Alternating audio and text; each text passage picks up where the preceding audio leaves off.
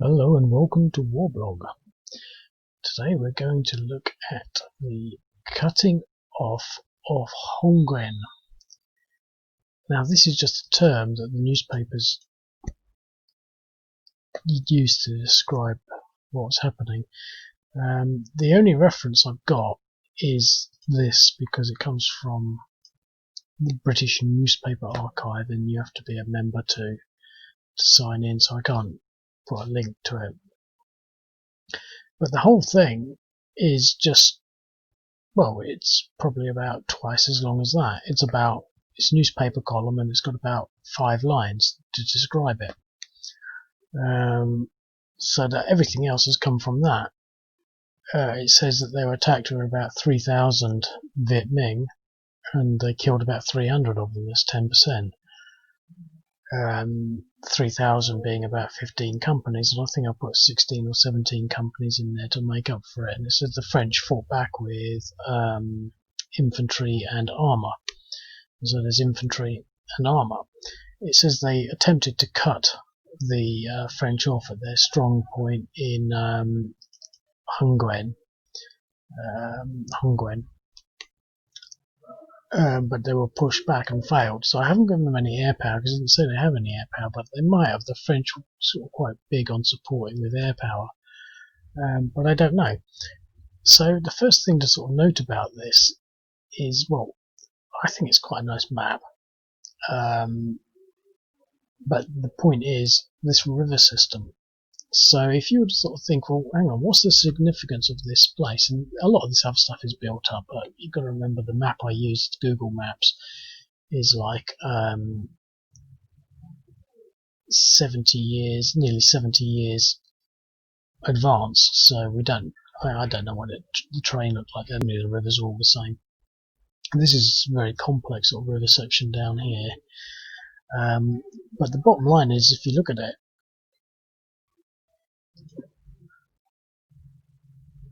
I wanted to play this yesterday, but I just ran out of steam.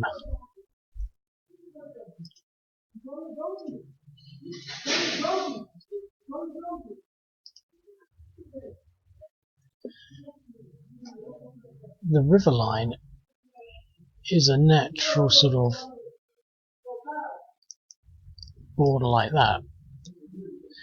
And so to cut them off, presumably, you can imagine all you'd need is to cut this road off and these roads off, or to just create a line across there. Now obviously you've got 3 other points. You've got a bridge there, a bridge there, and a bridge there. So in order to cut this off, now up here is Hanoi, sort of 60 miles this way. So presumably the important road network, I don't know what colours to use. The important network is probably this one. So this is probably all you really need to do is to cut that off. I don't know where this goes, all this, but I mean, if you were to cut these 2 roads off here, you would be able to cut them off. So you can see how maybe the newspaper is using the term the Vietminh attempted to cut the French off, because whilst it's probably quite easily defendable from this direction, and this direction, it's quite easy to maybe surround from this direction. Now, the other thing to bear in mind is I have absolutely no idea where the front lines were, whether they would have been able to have come from this way, whether their attempt to cut them off was from storming the river, whether they did some sort of engineering work, or whether there was a ford or a low point, or whether there were some smaller bridges that were able to get across. I don't know how they did it. This is one of the things that Warblog deals with, in that it's nothing new with what I'm trying to explain here, but we're just working with whatever resources we've got and building up from that. So it could be that this is revised. And again, what we're doing here is going back to the Indochina War, 1954, and again, there is no book on the kinetics of what happened, and this is what, since I've been doing this, it's really bugging me a little bit. It's not bugging me because I see it as an opportunity. There's virtually nothing out there that sort of describes the full kinetic flow of any given war. Nothing. I mean, not even in the not even in the Gulf War. You know, I mean, the Vietnam War, nothing. I mean, there's almanacs. I mean, I've got the essentially the book that is the order of battle for Vietnam, and that's basically every single unit and where they were, basically on a year by year basis. So, you know, it's got, I can't remember any of the names, but you know, it's got like the 53rd Cavalry or something deployed to Vietnam, you know, 68. I can't even remember when these things happened. And then in Hanoi, it was in this place, and then it moved to this place. But you know, so you know the positions of the troops from that, but you know, there's no real sort of sense of the full animation of what happens, and in particular with the Indochina War. So now, for example, I think in the Korean War, there are actually quite a few books that actually show the front line. There are some books that are actually fairly recent, actually, that sort of say, well, you know, on this, because I've only got to a certain point. I haven't got to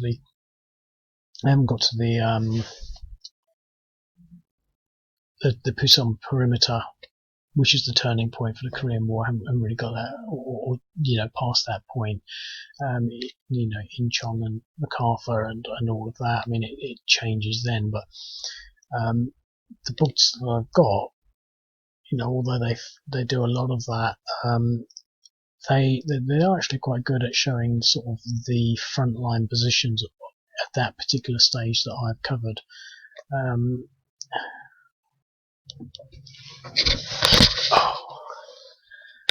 I've got flies. I don't know where they're coming from, but there's lots of them. But it's getting quite cold, and they get a bit slower. And I saw one; he just flew onto a book, and I thought he's going to sit there. And I tried to get him, but he flew away. But the point is, there's no book, and even with the Korean War, there's no book. You know, the Korean War book I've got, Forgotten War. I think it's by Blair. I can't remember, but it's actually a really nice book. Actually, I like the flow of it, and I like the way it works. And it's very well sort of detailed. It's got some, I think it's got some nice pictures in it, or that's the Vietnam ones I'm thinking of. But the problem with that book, and the problem, every book has its limitations, you see. A lot of books, I think, they tend to sort of delve into the politics of a situation, and I don't like that. It's just boring.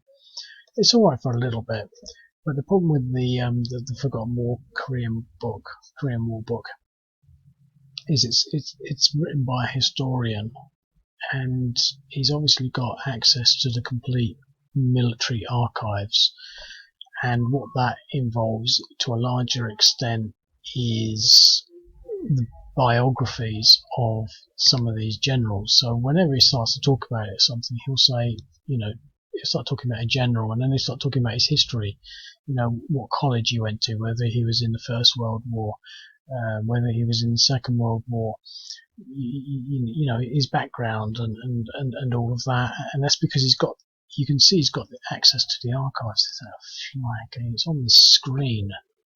And the screen is like about 3 or 4 feet in front of me, so I can't touch it. If I move out with my fly swap,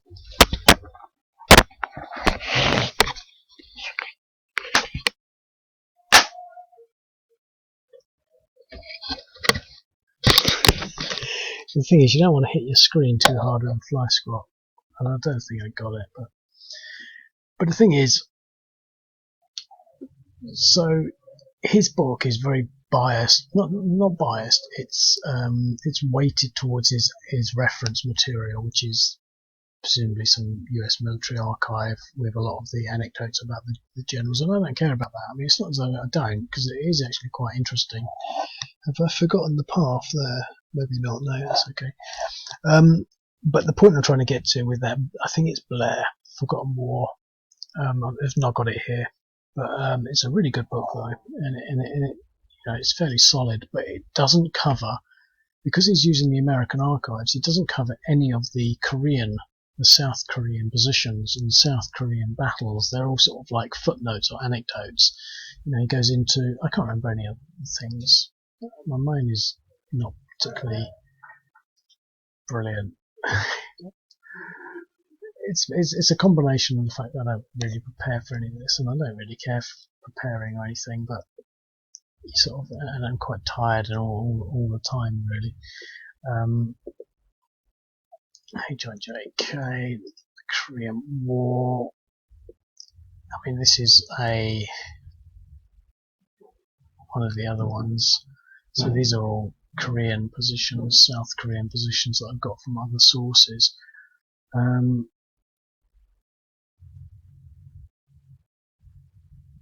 Yeah.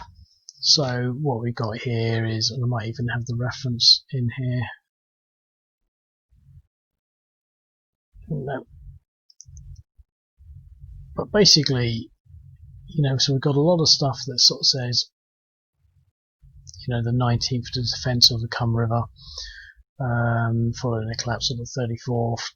It's got all the details there, but when it comes down to mentioning other parts of the war, they just footnotes. On the other side there was, this probably comes from somewhere else. I don't know where I got this reference from, but this is the I think what it would have said is that the North Koreans meanwhile were defending along this line at a general approximation, and I've made everything else up based on that. But if you were to look at all the geography of it, it would actually make sense. North Korean People's Army pushed past Republic of Korean defensive lines north of Cheongju. So what this is actually probably based on is the singular sentence in Blair's Forgotten War, saying that meanwhile the North Korean People's Army pushed past the Republic of Korean defensive lines north of Cheongju. So I had to probably this is Cheongju, and so I had to think, well, where would their defensive lines be? So I've done that, and that's it. So we've got the map from Google, so we've inferred quite a lot, and that's what we're doing quite often. We're just inferring things. So coming back to this, the whole point is I don't know where the front line was, and it amazes me really how that actually is still so apparent. I mean, I find it hard to believe that I'm the only person that's ever had an interest in the ebb and flow of the war. You might have thought that someone would have. I mean, they do. Some of them, some videos on YouTube, they show the continual front line as it changed throughout a particular war, and some of them are actually quite good, but they're very specific and they're more sort of like historic. But it's I don't know. It seems a bit odd that there isn't more of it. That you can't sort of see. I mean, for example, the Syrian civil war would be really interesting because you had so many parties vying for for this and that. You would have the Kurds, the Islamic State, the Islamic rebels, the Syrian army. These four primary factions, but you'd have even more. You'd have US involvement, Turkish involvement, Iranian involvement. You'd have all these different sort of the elements of it. I mean, one of the things that always amazes me. I love this one. Oh, let's just do it this way because I can't be bothered to type.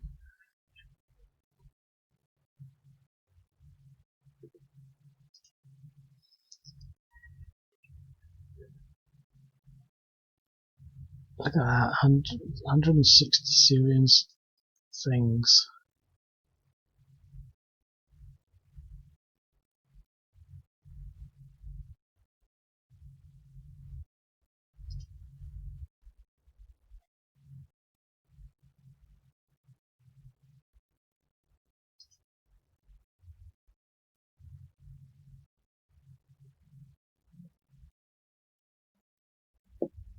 I'm basically looking for their really big Aleppo game.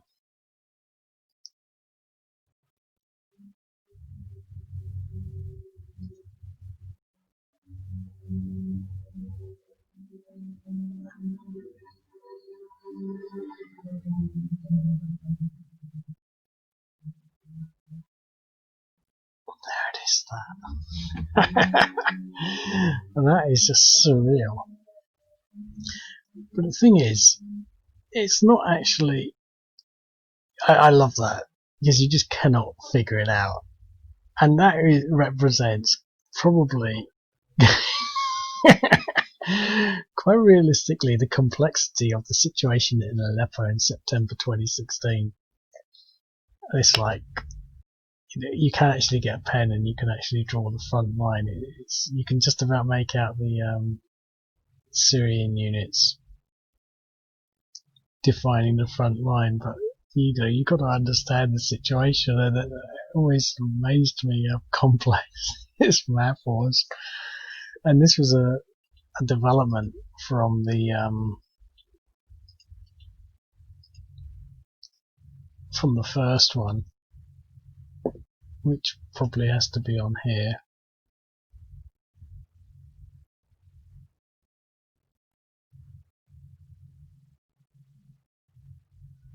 Or not.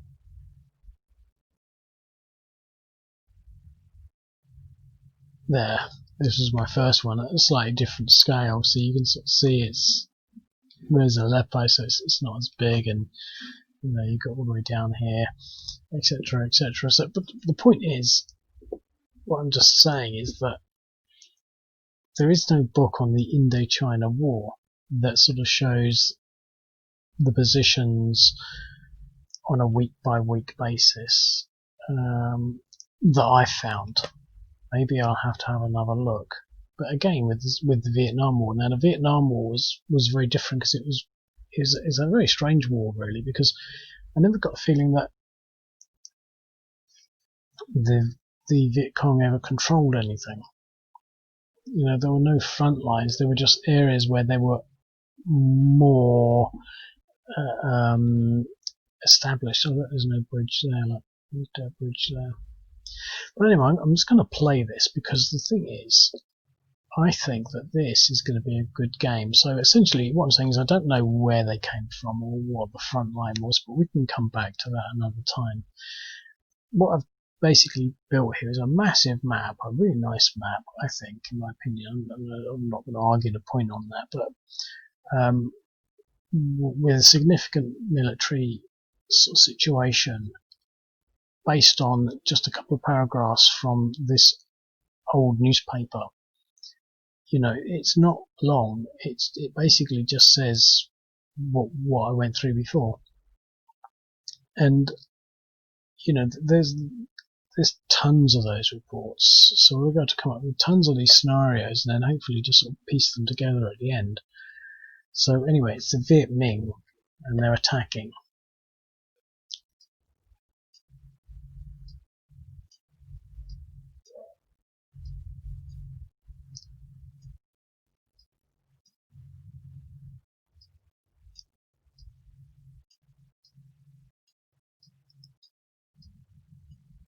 The Vietminh. Sounds like Ming the Merciless from Flash Gordon.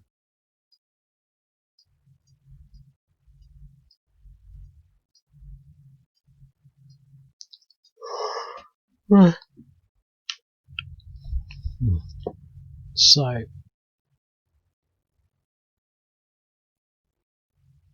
well, I'll do that.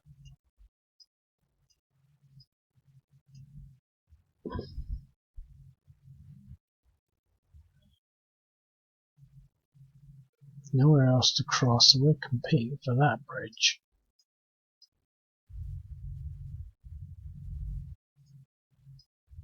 I think we should stick together that. And I guess we're competing for that bridge here. Or we can try and come across this way.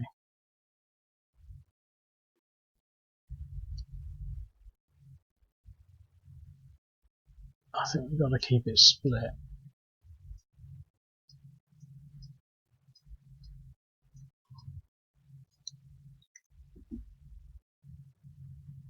Do I want to attack? I mean, there isn't really much choice.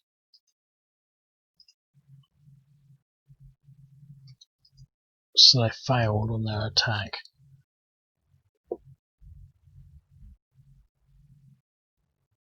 Or they're going to have to regroup. So that's that.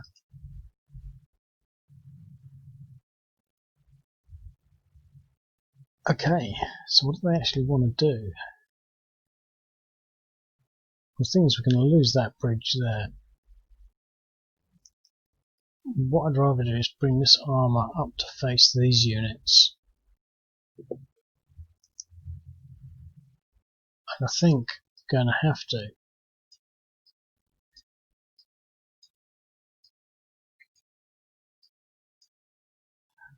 Come back to that bridge there.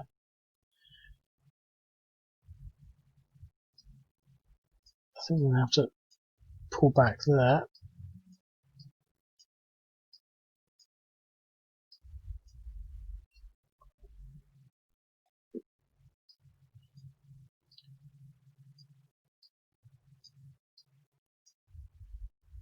Pull back there. Bring him across here.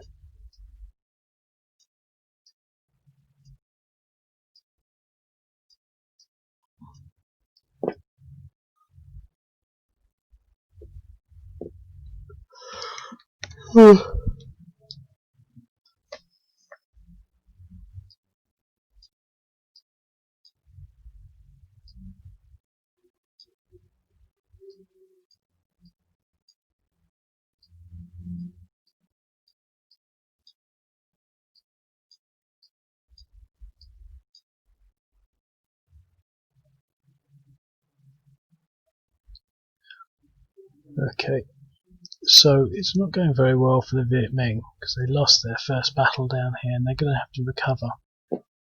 And they're still going to be permanently depressed by 1.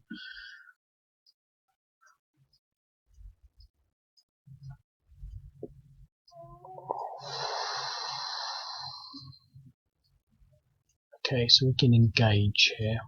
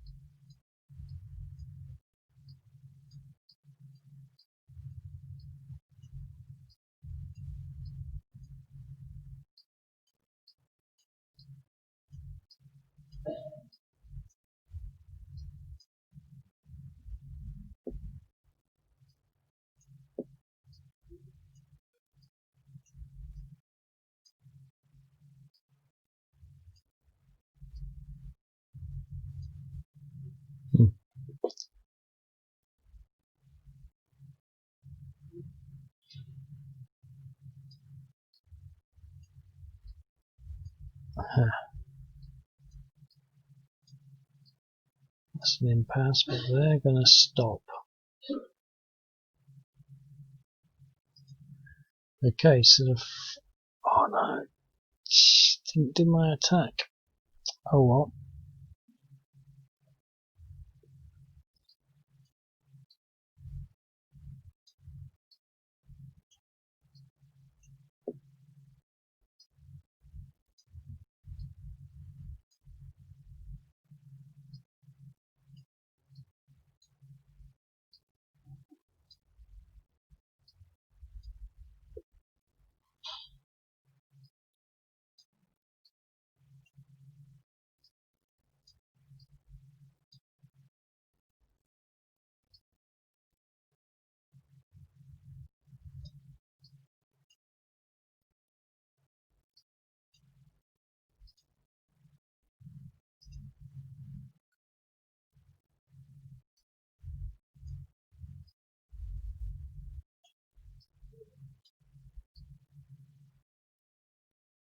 Hmm.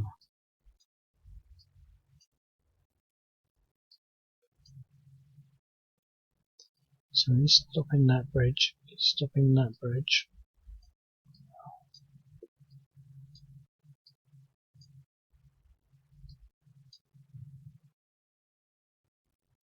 He'll stop that bridge.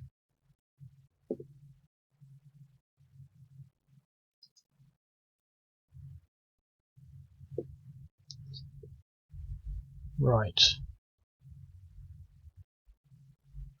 This is interesting because there's obviously going to be a front line there. So the main course of this attack is coming down this road. They're not going to get across this bridge, really. They've already been beaten.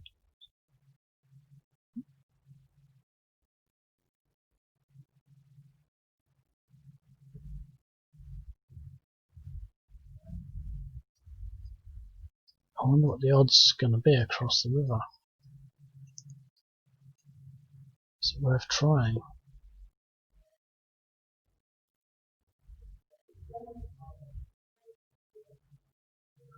How can we attack here?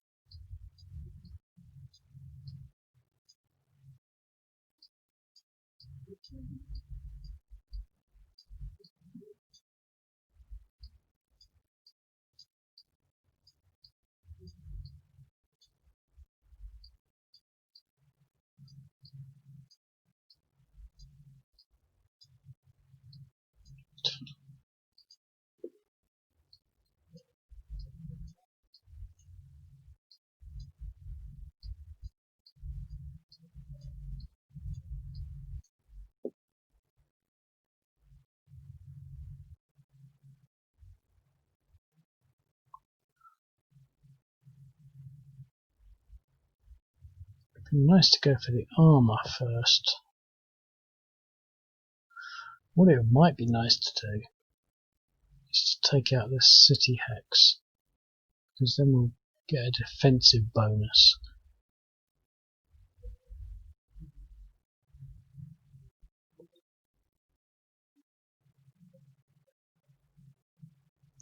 What it also might be nice to do is to come down here and free this bridge up so we can get these units across.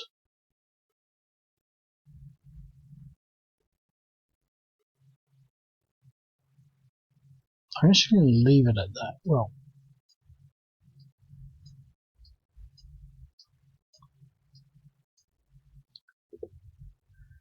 I'm going to leave it at that.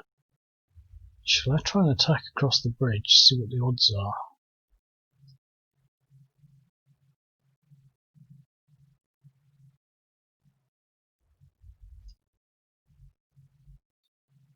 Let's try an attrition, see what the odds come up as.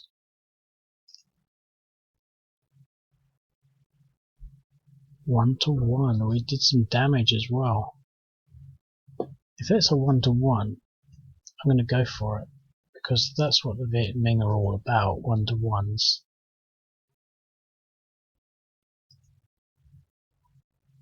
Oh, look at that! But we don't have... Oh, we got across the bridge! Look at that! Oh, that's so exciting! Oh, that really is quite exciting.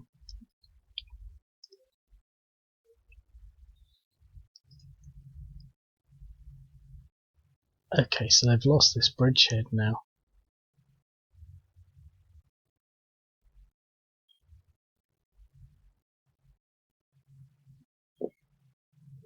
The thing is, they're not very good in defence, and I think we really don't have much choice but to really try and assault.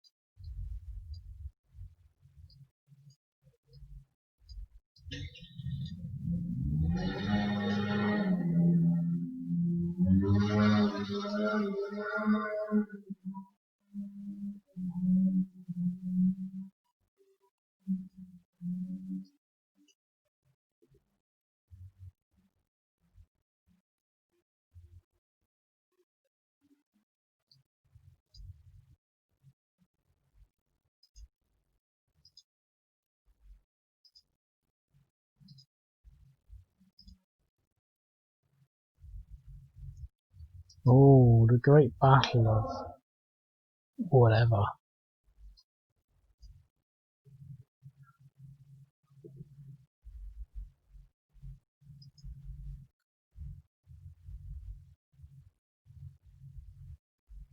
That's interesting. I'm not going to do that because I don't think it'll be a 2-to-1.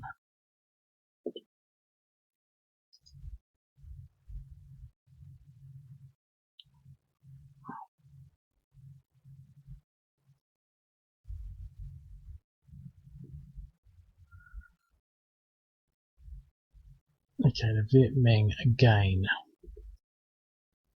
They're as recovered as they're going to get. So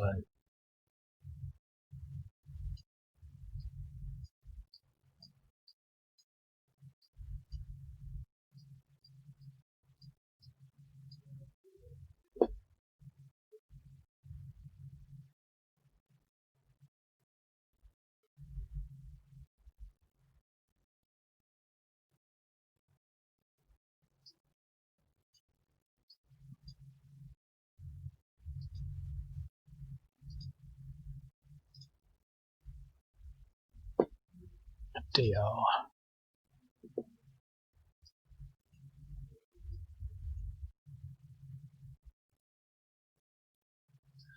Well, I don't feel lucky because a 1-to-1 you need good odds. Yeah.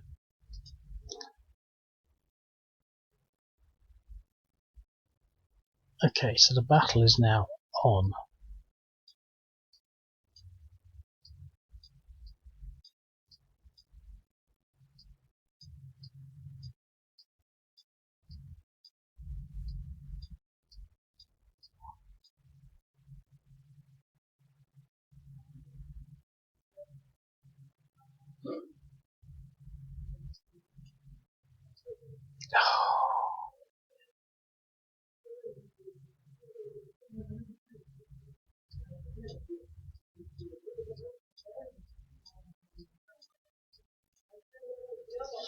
There's no winning, is there?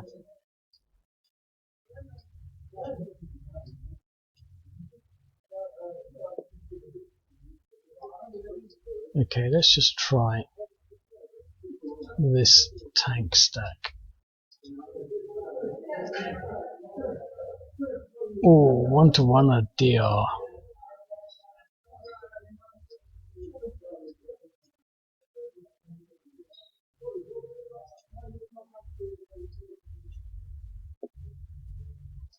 So if we push this infantry back, this should be a 2-to-1. Exchange.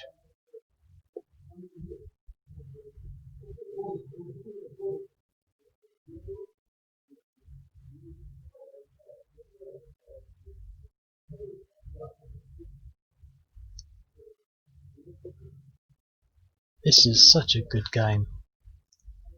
I don't think I'm going to be able to play for much longer though.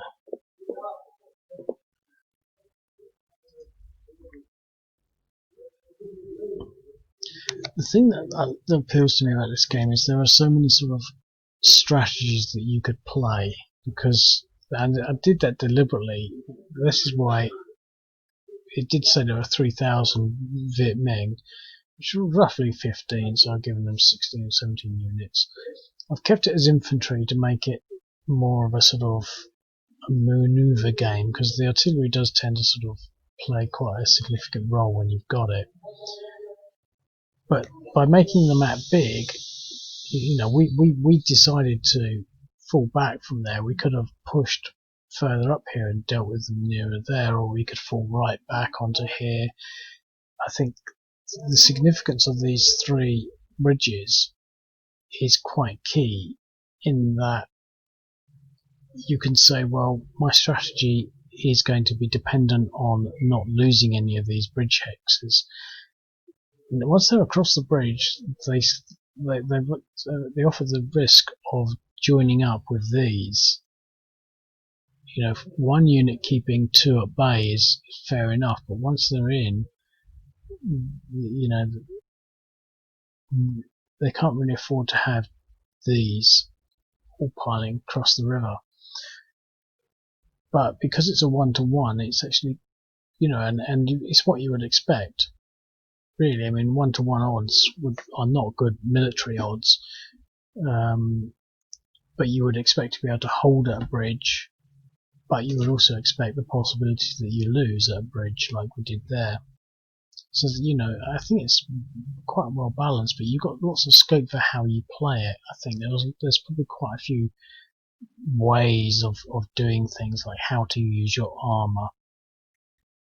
For example, we could have maybe done something else. We could have gone across the bridge in advance and chased these units down and killed them before they started to come and attack us.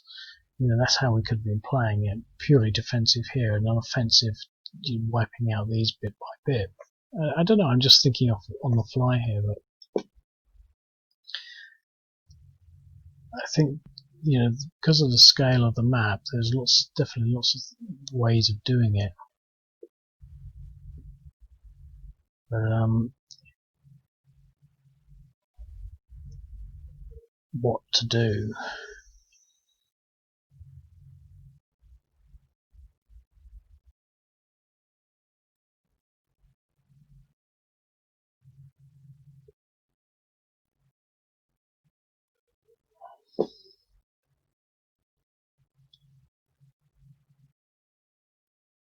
Well, there's only two there, aren't there? So I'm going to put him there. I'm going to bring the armour back in here.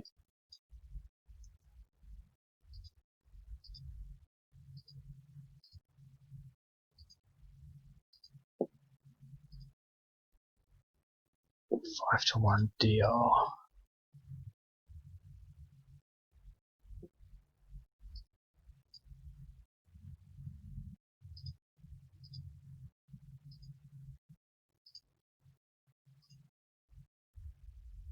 Oh, another exchange.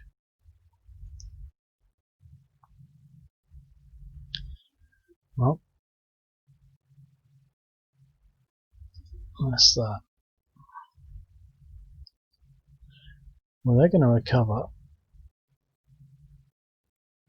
They're as recovered as they're going to get.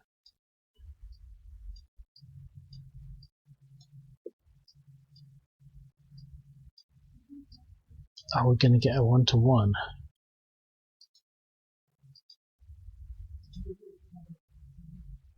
Oh, no, they're not going to get across there, are they? Well, we've got this guy on the run.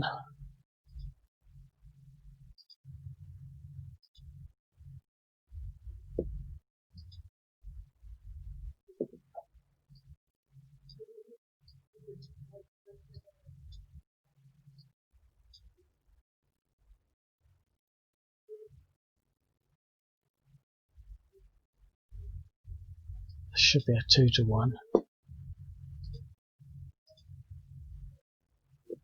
Yes, but it's an exchange.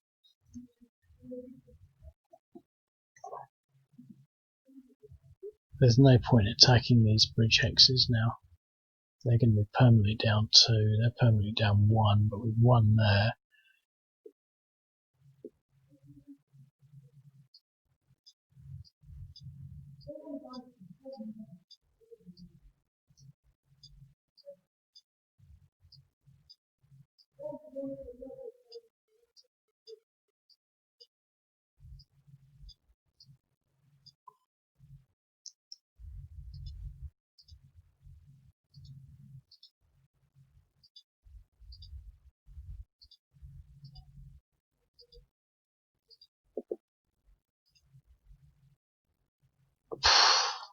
An exchange, that was embarrassing.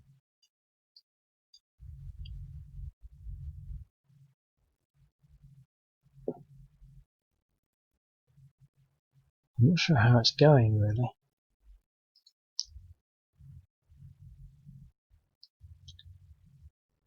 I think we're going to have to help these guys out.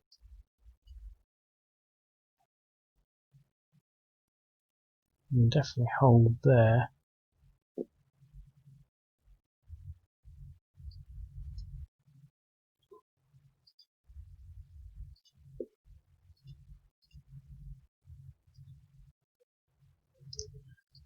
Push them back.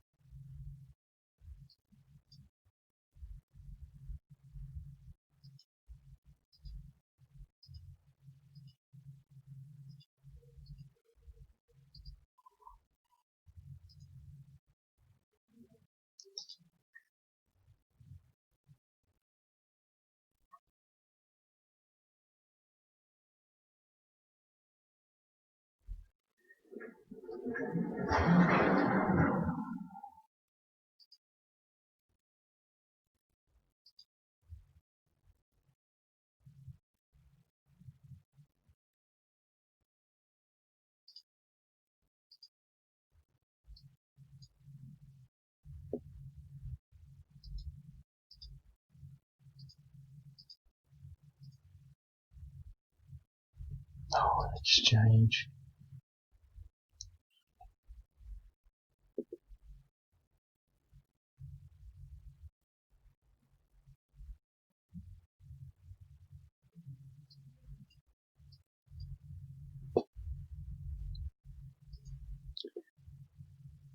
Okay, so we're not going to move that. We're not going to move that. Here, we're doing well.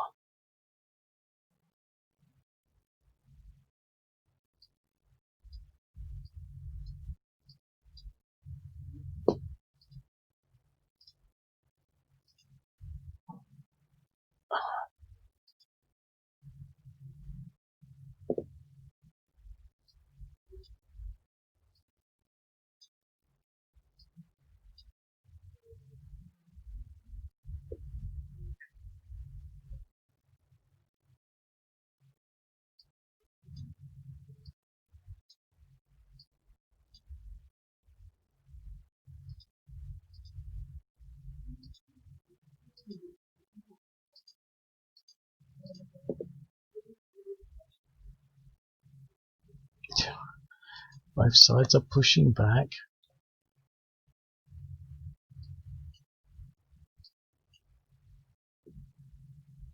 Infantry versus infantry.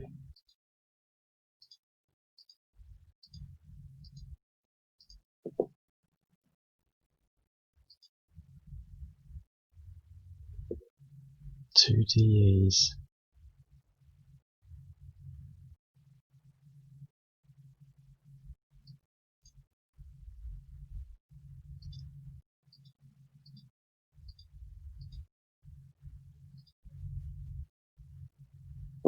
Exchange.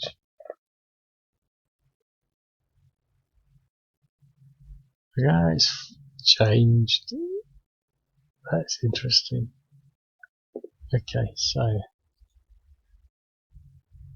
see the problem is I can just come around this way now. Look.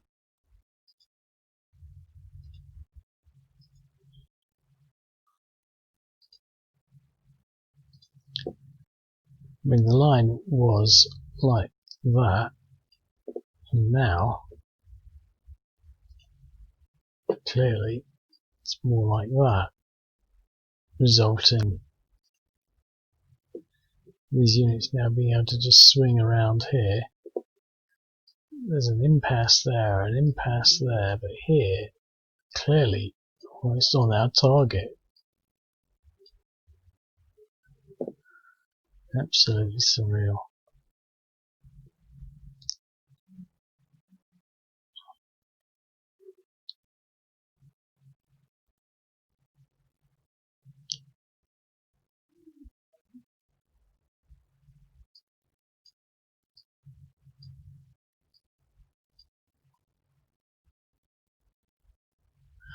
I think we need to pull back.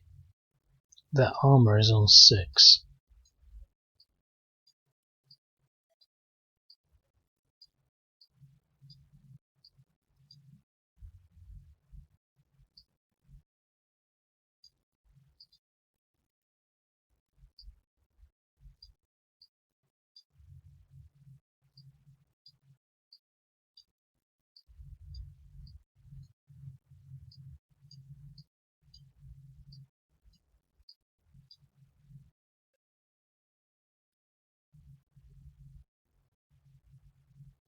Okay.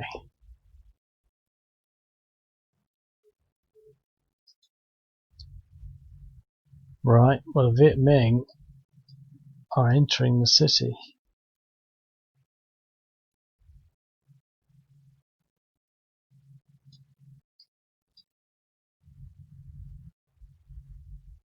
I might not get good odds. DR 1, 3. 1 to 1, I got a 3.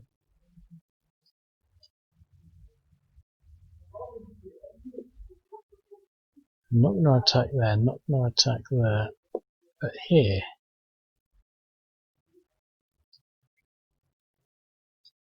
problem is, once it gets into...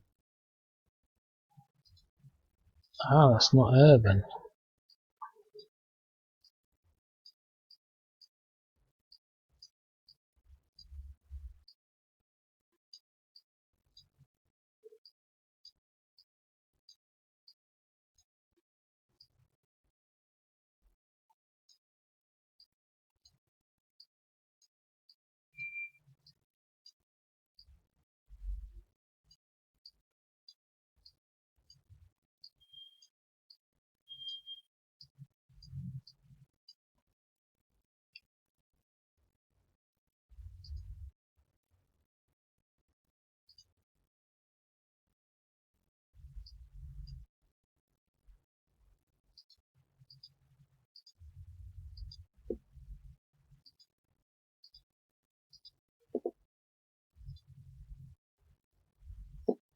Oh, I'm going to have to be beating some French units. If we can take this stack out here. We keep getting exchanges, which is not good, but I'm feeling lucky.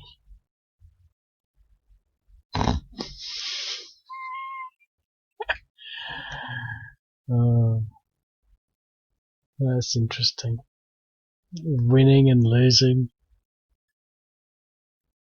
The dynamics of this are quite surreal.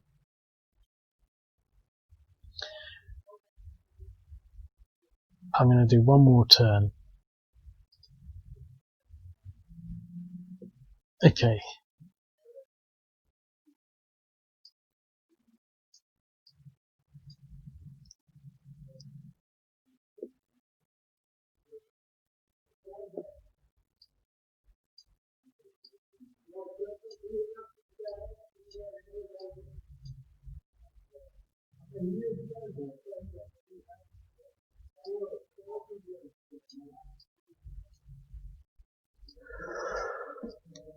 I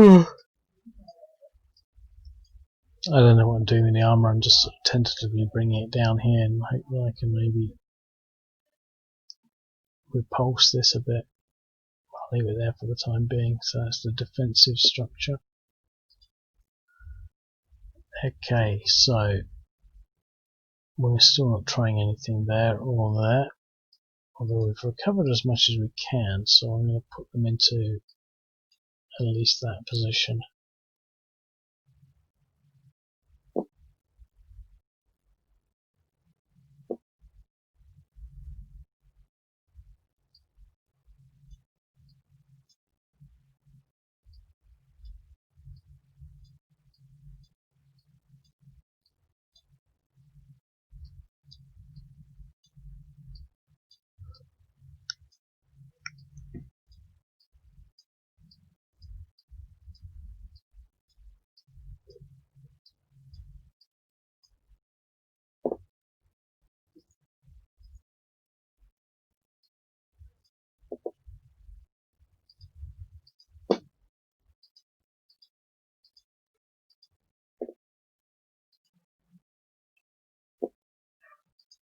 Exchange.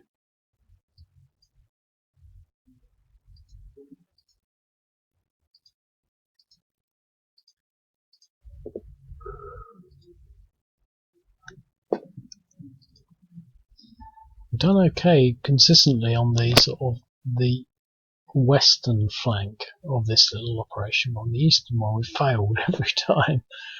Got an exchange every time. I'm going to leave it at that. Or do I want to try and push this unit back?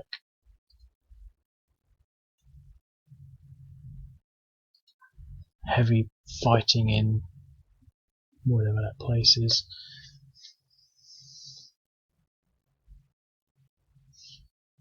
Hungyen. Let's just end the turn there. So the situation is we lost one bridge, we held at two others, and we're fighting off a full onslaught. We've lost one unit.